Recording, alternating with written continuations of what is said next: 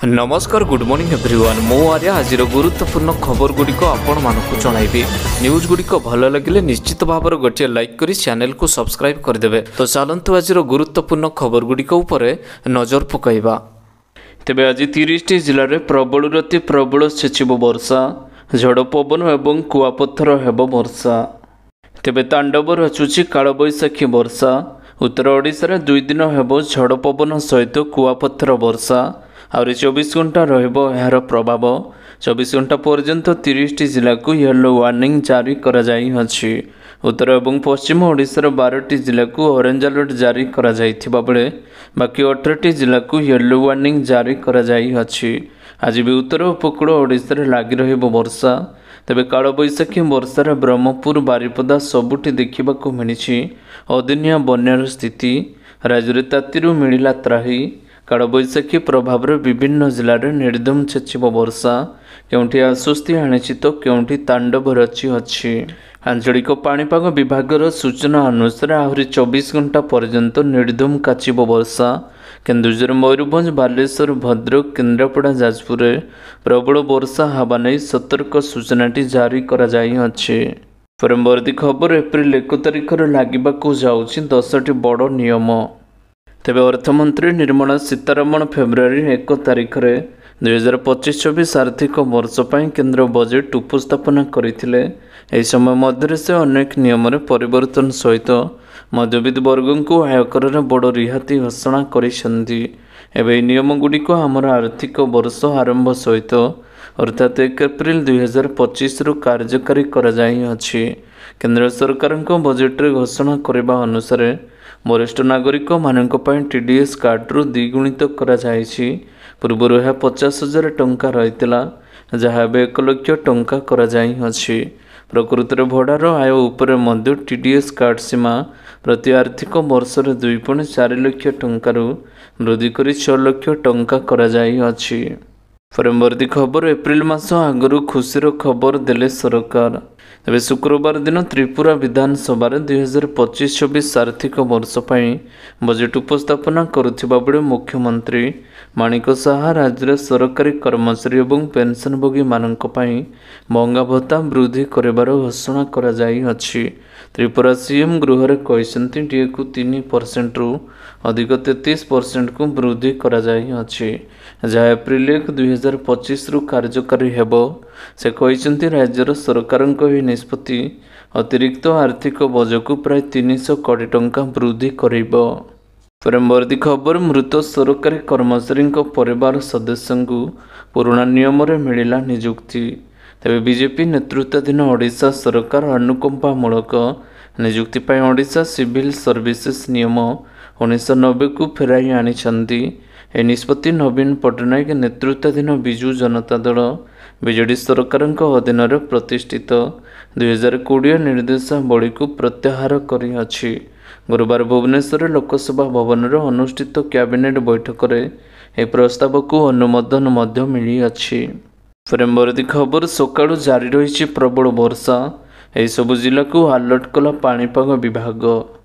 तेबे आज मध्य लागि रहिबो प्रबल अति प्रबल वर्षा। एने आंचलिक पाणीपाग विभाग निर्देशक मनोरमा महांती सूचना दैछंती। बंगोपसागर आसुथिबा आर्द्रवायु पश्चिम दिगरु आसुथिबा शुष्क वायु सहित मिश्रण हेबा फल उत्तर ओडिशार इसी जिले में कुआपथर वर्षा हेब बोली पाणीपाग विभाग पक्षरु एबे आकलन करा जाई अछि। आसंता 24 घंटा पर कटक ढेंकानाल अनुगुल जगतसिंहपुर देवगढ़ और सुंदरगढ़ को ऑरेंज अलर्ट जारी करा जाई अछि। एही सबु अंचल रे कुआपथर सहित बिजुली घड़घड़ी वर्षा हेबार संभावना मध्य रही। परवर्ती खबर महानदी जल विवाद आपस। तेबे 22 मार्च 2025 छत्तीसगढ़ मुख्यमंत्री श्री विष्णुदेव साय ओडिशा गस्तर आसीथिबा समय रे मुख्यमंत्री श्री मोहन माझी को लोकसभा भवन में सौजन्यमूलक साक्षात करिसेंती। एही अवसर में विभिन्न विषय सहित महानदी जल विवाद संपर्क में मध्य उभयों मध्य आलोचना होइथिला। परवर्ती खबर भुवनेश्वर कमिला सुना और रूपार दाम। तेबे लगातार सुना दर बढ़वा पर आज राजधानी भुवनेश्वर ସୁନାର ମୂଲ୍ୟଟି କମିଥିବା ନଜର ରହିଛି। କିଛି ଦିନ ତଳେ ସୁନାର ଦର 90,000 ଛୁଇଁଛି ଏବଂ ଲୋକଙ୍କ ମୁଣ୍ଡବିନ୍ଧାର କାରଣ ସାଜିଛି। ତେବେ ଆଜି ସୁନାର ଦର 400 ଟଙ୍କା ପାଖାପାଖି କମି ଅଛି। ଏହି ଲୋକଙ୍କୁ ସାମାନ୍ୟ ଆଶ୍ୱସ୍ତି ମିଳିଛି। 24 କ୍ୟାରେଟ୍ ସୁନାର ଦାମ ଆଜି ରାଜଧାନୀ ଭୁବନେଶ୍ୱରରେ 22 କ୍ୟାରେଟ୍ ସୁନାର ଦର 10 ଗ୍ରାମ ପିଛା 82,300 ଟଙ୍କା ରହିଛି।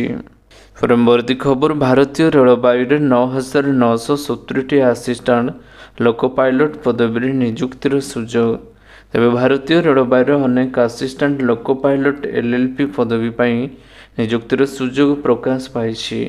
ରେଳବାଇର ସବୁ ଜୋନ୍ ପାଇଁ 9,970ଟି LLP ପଦବୀ ପୂରଣ ହେବ। ଏହି ପଦବୀ ପାଇଁ ରେଲୱେ ରିକ୍ୱାରମେଣ୍ଟ ବୋର୍ଡ ପକ୍ଷରୁ ପରୀକ୍ଷା ମଧ୍ୟ କରାଯିବ। ପରବର୍ତ୍ତୀ ଖବର, ଏପ୍ରିଲ 1 ତାରିଖର ମୋବାଇଲ ନମ୍ବରରେ ଆଉ ଚାଲିବନି UPI, ଜାଣନ୍ତୁ ସମ୍ପୂର୍ଣ୍ଣ ସୂଚନା। ତେବେ ଭାରତୀୟ ଜାତୀୟ ପେମେଣ୍ଟ ନିଗମ NPCI କହିଛି ଯେ ଏପ୍ରିଲ 2025ରୁ ଏହି ନିଷ୍କ୍ରିୟ ମୋବାଇଲ ନମ୍ବର ସହିତ ଲିଙ୍କ ହୋଇଥିବା UPI ID ଗୁଡ଼ିକ ଡିଲିଙ୍କ କରିବା ଆରମ୍ଭ କରିବ। ଏହା Google pay, phone pay, Paytm ଅନ୍ୟାନ୍ୟ UPI ଆପ୍ ବ୍ୟବହାର କରୁଥିବା ଉପଯୋଗକର୍ତ୍ତାମାନଙ୍କୁ ପ୍ରଭାବିତ କରିବ। ଯଦି ସେମାନଙ୍କର ପଞ୍ଜୀକୃତ ମୋବାଇଲ ନମ୍ବର ଗୁଡ଼ିକ ନିଷ୍କ୍ରିୟ ଥିବ। ଯଦି ଆପଣଙ୍କର ଫୋନ୍ ନମ୍ବର ବହୁ ସମୟ ପାଇଁ ନିଷ୍କ୍ରିୟ ରହିଥାଏ, ତେବେ ବ୍ୟାଙ୍କ ଗୁଡ଼ିକ ସେମାନଙ୍କର ରେକର୍ଡରୁ ଏହାକୁ ହଟାଇ ଦେବେ ଏବଂ ଆପଣଙ୍କ ପାଇଁ UPI ସେବା ଗୁଡ଼ିକ ସ୍ଥଗିତ କରାଯିବ। ପରବର୍ତ୍ତୀ ଖବର, 25 ତାରିଖ ପର୍ଯ୍ୟନ୍ତ କାଳବୈଶାଖୀ ବର୍ଷା। ତେବେ ଆଜି ବି ସାରା ରାଜ୍ୟରେ କାଳବୈଶାଖୀ ବର୍ଷାର ସମ୍ଭାବନା ରହିଛି। ଏଥିପାଇଁ 30ଟି ଜିଲ୍ଲାକୁ ବଜ୍ରପାତ ଏବଂ ପବନ ବହିବା ନେଇ ସତର୍କ ସୂଚନା ଜାରି କରାଯାଇଅଛି। ଏହି ସମୟ ମଧ୍ୟରେ ଘଡ଼ଘଡ଼ି ବର୍ଷା ଏବଂ ପବନ ବହିବା ନେଇ 17ଟି ଜିଲ୍ଲାକୁ ସତର୍କ ସୂଚନା ମଧ୍ୟ ଜାରି କରାଯାଇଅଛି। ଆଜି ବର୍ଷା ପବନ ନେଇ 9ଟି ଅରେଞ୍ଜ ୱାର୍ଣ୍ଣିଂ ଜାରି କରିଛି ପାଣିପାଗ ବିଭାଗ। ଏହି ଜିଲ୍ଲାଗୁଡ଼ିକ ହେଲା ସମ୍ବଲପୁର, ବରଗଡ଼, ଝାରସୁଗୁଡ଼ା, ସୁନ୍ଦରଗଡ଼, କେନ୍ଦୁଝର, ମୟୂରଭଞ୍ଜ, ବାଲେଶ୍ୱର, ଭଦ୍ରକ, ଦେବଗଡ଼। 18ଟି ଜିଲ୍ଲାକୁ ୟେଲୋ ୱାର୍ଣ୍ଣିଂ ଜାରି କରାଯାଇଅଛି। କିଛି ସ୍ଥାନରେ ପ୍ରବଳ ବର୍ଷା ଏବଂ କାଁ ଭାଁ ସ୍ଥାନରେ କୁଆପଥର ବର୍ଷା ହେବାର ସମ୍ଭାବନା ରହିଛି। ପରବର୍ତ୍ତୀ ଖବର, କାଳବୈଶାଖୀ ଯୋଗୁଁ ଶିମିଳିପାଳ 2 ଦିନ ବନ୍ଦ, କେବଳ ରାତ୍ରି ରହଣି ପାଇଁ ଅନୁମତି। ତେବେ ପର୍ଯ୍ୟଟକମାନଙ୍କ ପାଇଁ ଶିମିଳିପାଳ 2 ଦିନ ପର୍ଯ୍ୟନ୍ତ ବନ୍ଦ। କାଳବୈଶାଖୀ ପ୍ରଭାବରେ ପ୍ରବଳ ବର୍ଷା ଏବଂ ବଜ୍ରପାତ ଯୋଗୁଁ ଶନିବାର ଏବଂ ରବିବାର ଶିମିଳିପାଳ ଅଭୟାରଣ୍ୟ ବନ୍ଦ ରହିଛି।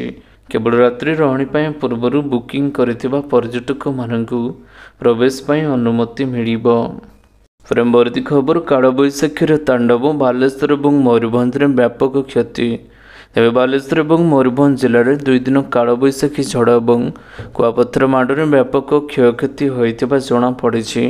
ଶୁକ୍ରବାର ସନ୍ଧ୍ୟାରେ ଉତ୍ତର ବାଲେଶ୍ୱର, ଭୋଗରାଇ, ଜଳେଶ୍ୱର, ବାଲିଆପାଳ ଆଦି ବ୍ଲକ ଅଞ୍ଚଳରେ କାଳବୈଶାଖୀ ଝଡ଼ ଆସି ବହୁ କ୍ଷୟକ୍ଷତି ଘଟାଇଥିବା ଜଣାପଡ଼ିଛି।